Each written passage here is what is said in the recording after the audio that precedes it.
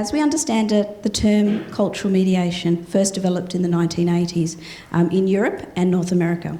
Initially associated with the transfer or transmission of knowledge, it has since become known more as an act of forming personal relationships of mutual exchange between the visiting public, works, objects, and the institutions themselves. The point is not to fill the gaps in understanding with specialised knowledge, but to understand the gaps as a point of departure for dialogue and aesthetic experience. For the last few years, audience engagement has been a key focus of our work at M&G with the sector, and it aligns with the aims of our touring program to connect great audiences with great contemporary art. Mel's experience working with professional mediators presents a real opportunity for us to scope the possibilities of a similar model in Australia, particularly within the regional context. So when your visitors arrive, cultural mediation has a crucial role. It embodies the values of the institution and shows its generosity. Cultural mediators are often the key to make the promise of a strong experience kept. We have free guided tours every hour, mediators available for discussion at any time in the exhibition spaces, a young audience program through the year with workshops, stories, tales, activities for the whole family, etc., and workshops for adults every Friday evening. Of course, we have a program for audiences with disabilities and specific needs. We like to collaborate with art therapists when we imagine more ambitious projects for them. Migrants, homeless, isolated mothers, young delinquents, etc. Most projects happen in the Palais de Tokyo, but sometimes also off-site. It is not a detail because it shows that we are as involved as they are and that we are not focusing on our little institutional environment. Here are a few images of mediation situations. And with 12 cultural mediators who are constantly on the field of the exhibitions, the battlefield somehow. The team is multicultural. Some are artists, other art historians. Their common point is that they all believe that when you develop a regular relation with artworks, it makes you feel better. There are those three advices that I often repeat. Guide your audience beyond comprehension. An artwork is not a problem we have to find a solution for. It is not a code that has to be broken. Of course we know it, you know it. But most visitors have this rational state of mind when they enter a museum. Guiding the audience beyond comprehension is offering much more than what was expected at first. Show your very personal path among culture, ideas, and knowledge. As a professional of culture, a cultural mediator has the chance to spend a lot of time among artworks, books, etc., and to be paid for it. Each personality will jump from one cultural object to another, designing a very personal path. That's exactly what everyone does in his life, more or less intensively. When a mediator shows a part of its own path, it has a sort of mirror effect, and the visitor suddenly becomes more aware of its own path and starts to consider it more preciously. Consider artists as promoters of the human soul. Artists are not entertainers or weirdos. You know it, but artists are persons who made the choice to explore the world and to retranscript those explorations with a non-scientific protocol, being freed from rationalism, and they decided to share that with us because they think it might interest other persons. I see mainly one goal to an artistic process: to enrich one's soul. It is simple, but it is often useful to remind it to an audience. Today, those notions of well-being and inclusion are more necessary than ever in our practices. The museum, the art center, is a citizen's place. And more, experiencing art is considered as a possibility of transformation by individuals. We, as mediator, have to create social cohesion to make those personal experiences even better when they are shared, when each one has the feeling to be part of something greater, something common. And as you may have guessed it, cultural mediation is also very often a matter of activism these days.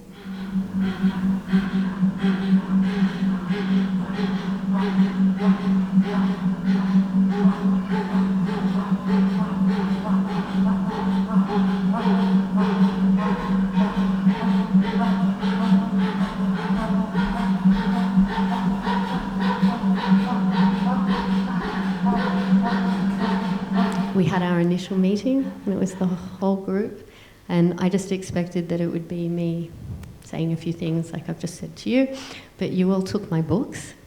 Do you remember?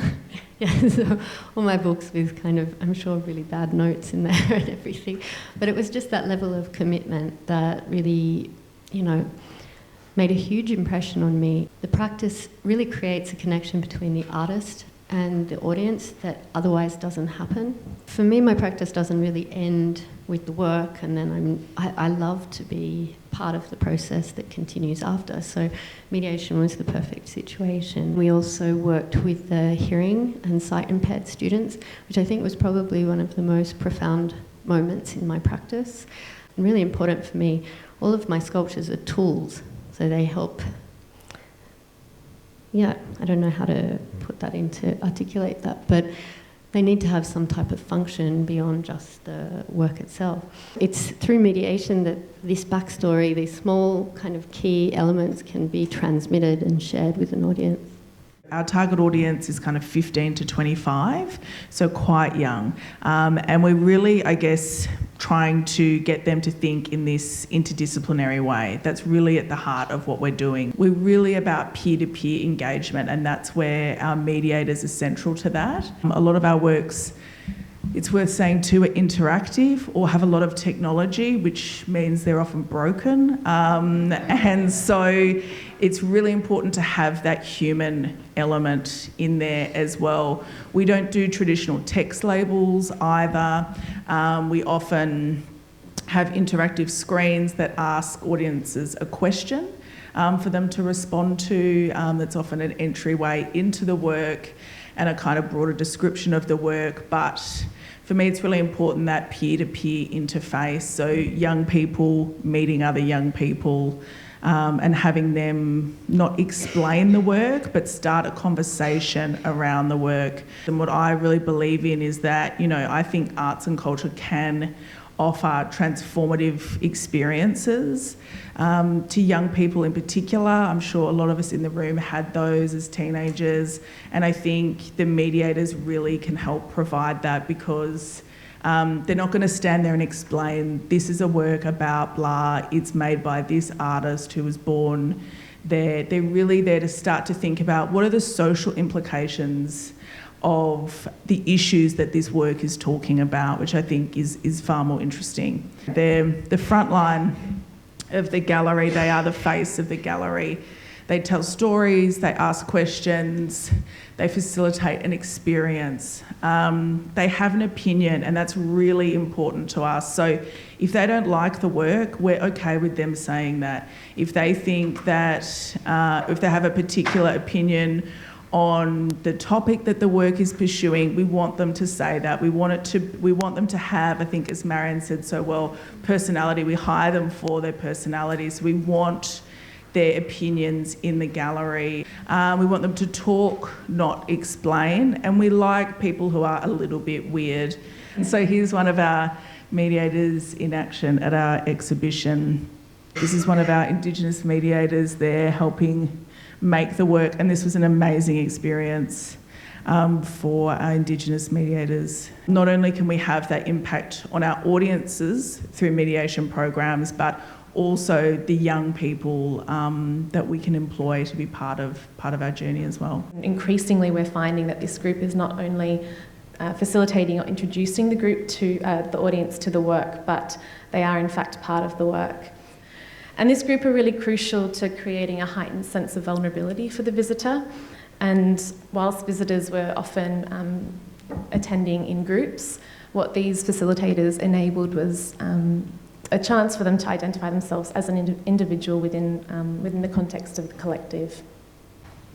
It means we're constantly changing the criteria for candidates we're looking for.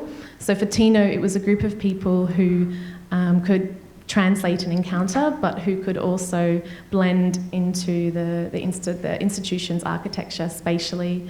Assad's work often references Edouard Glissant, who says that relation is chaos opera.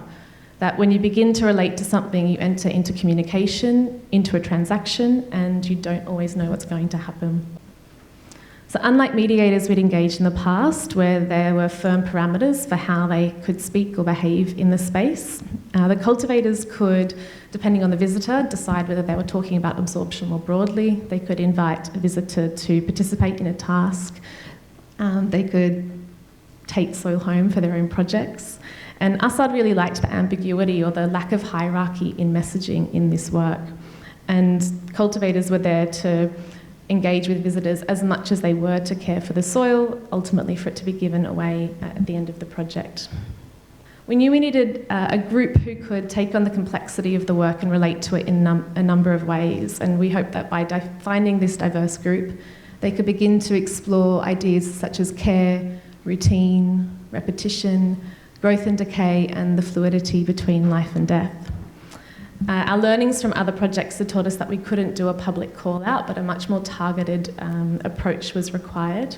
So we really took the time to know each and every one of them, and it also encouraged a willingness for these cultivators to be in dialogue with each other, which was really important for the success of the work. What we've seen as an organisation is mediators moving from communicating an organisation's message to communicating an artist's message, and in the case of absorption, cultivators really communicating their own message and really inviting audiences into dialogue. So returning to Glissant's idea of chaos opera, the space was able to function as a living and breathing space for exchange. Some really love working with school groups, and we work with, I guess, the mediators who have an interest in that area in a different way. We train them differently.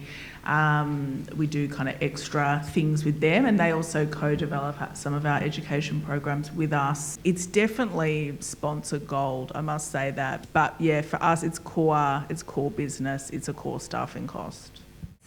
It's a bonus we offer to the audience. We have this, what we call free mediation, which is just having mediators in the exhibition and the possibility for visitors to talk with them a few minutes or maybe 2 hours.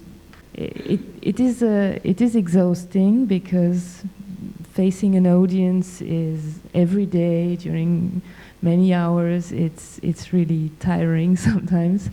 I don't want to force them to go toward visitors, and I think we shouldn't be too invasive.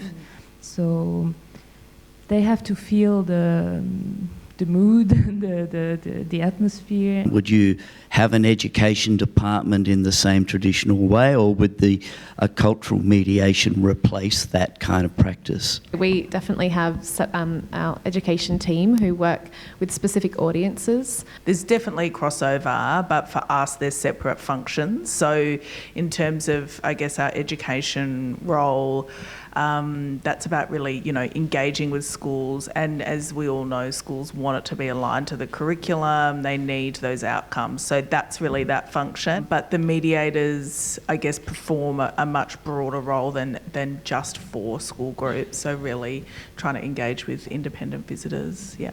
We worked with some dance students who then we trained as mediators too. So I do think it's a really good way to think about works that have that performative element. Like in the case for Palais, all of the mediators became performers as well. So yeah, I think there's different models that you can do, and also perhaps think about performers becoming mediators. I would like you to imagine a cultural path for that group, how you felt watching the performance. Having that embeddedness in the community is quite critical. Same with the hands at different points and then getting them in multiple times. Great communicators, great listeners. They've got to be up for starting conversations with random people that just come into the gallery.